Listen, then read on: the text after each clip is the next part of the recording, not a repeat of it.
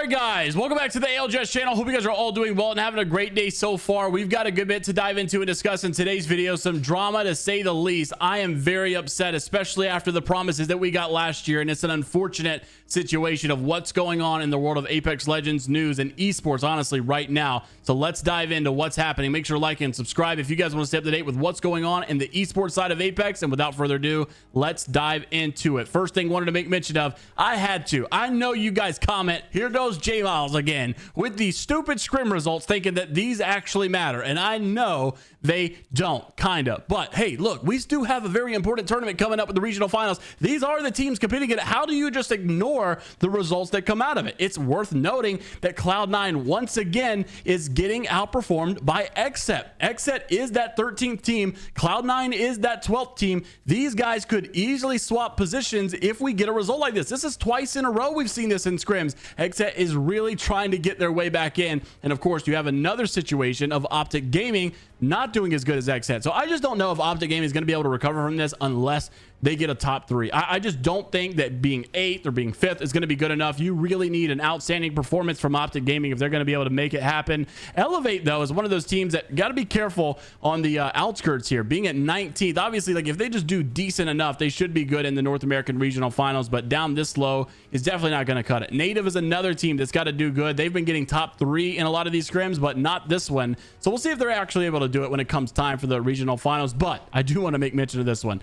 Furia in first place, and you might be thinking, okay, well, no kidding, right? They're obviously a good team. They're like top 5 already in the North American standings, but this was not normal Furia. They brought Vaxlon back in this from the old already there roster here, and these guys popped off. I'm so glad to see Vax still doing good, and honestly, man, this guy is just criminally underrated. It aggravates me that one of these other teams that are fighting their way in for Pro League have not actually discussed or maybe even thought about getting Vax instead of one of their old players that really, unfortunately, needs to go back to challengers to prove themselves again. But Vax doing great. Really good job for Furia. Not only did they win the overall points, but they would have won in match point format as well, according to Minus Tempo. So, and then of course TSM, your top 3. Those are the guys that are figuring it out recently, it seems. By the way, just a quick little update. Still no real update regarding when regional finals is going to be for North America, when they're going to reschedule this, and what's going on with the hacking situation. It's honestly still the same old, same old. Also wanted to make mention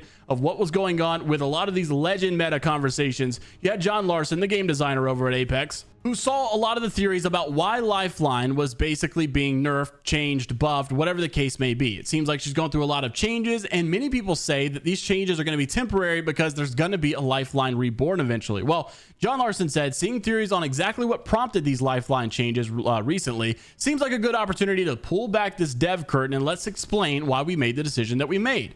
Even the pre-release, we figured that Lifeline care package upgrade was a candidate for a quick replacement. That one was actually created before we added God Mode Wingman to the rotation and guaranteed guns in the care package. So they kind of knew that this was going to be OP from the get-go. And they honed in on what an Evo cache could actually be as well. So this was way preemptive before you had all of these new changes come in that really made it even worse. We decided to roll with it anyway. Who cares? Go ahead and release this thing. Well, not really on brand for Lifeline, with 100% weapon now being the primary draw. She could really use the help, and spawning a care package weapon was a very easy sell. All it took was spectating for a few days of the care package weapon inflation and an early ranked grinds to convince us to pull the trigger on a mid-season change, which I'm glad about. Respawn needs to get back, in my opinion, to these mid-season changes. Now, I know there's a lot of drama with this when it comes to LAN events and when it comes to just in general Pro League. They don't like the mid-season updates a lot of times, and if you're gonna do them, I like the way they did it this season, right? You got to have that break. You got to have a couple weeks off, have a couple weeks to change it up quite a bit.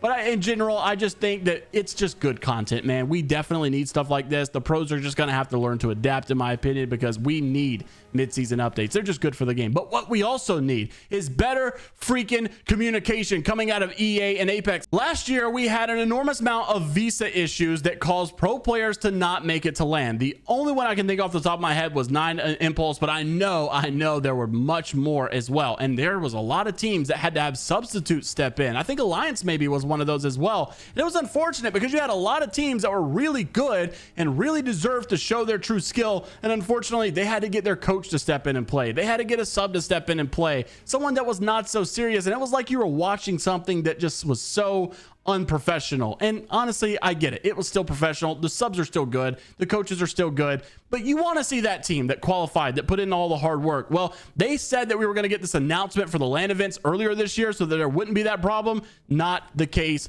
at all. We had the Geared Esports, Geared Gaming team over in South America that qualified through Challenger Circuit because of this whole last minute notice, I guess. And honestly, I think they were given like maybe a month and a half to get their visas in order. Well, they got a denial already. Well, some teams in general seem to be a little afraid of that news. I spoke with Aurora and they said that fingers crossed, so far nothing has been a problem, but we'll see if anything arises. I guess it's not all set in stone quite yet, but one of the coaches, because of this situation, unfortunately, I will not be able to participate in the LAN in Los Angeles due to a visa denial, and he blames it on Apex's insufficient support for coaches, which leads them to rethink our future in this game. His visa denial basically said, "It is with regret that I inform you I will not be able to participate in LAN Los Angeles. My organization and I have tried to obtain everything necessary in the visa. However, unfortunately, it has been denied. In our 4th competitive year in Apex, Apex does still not provide adequate support for coaches, and we're not just talking about covering the cost of travel," which, by the way, apparently they don't. I think they only cover the 3 players that are actively going to be playing.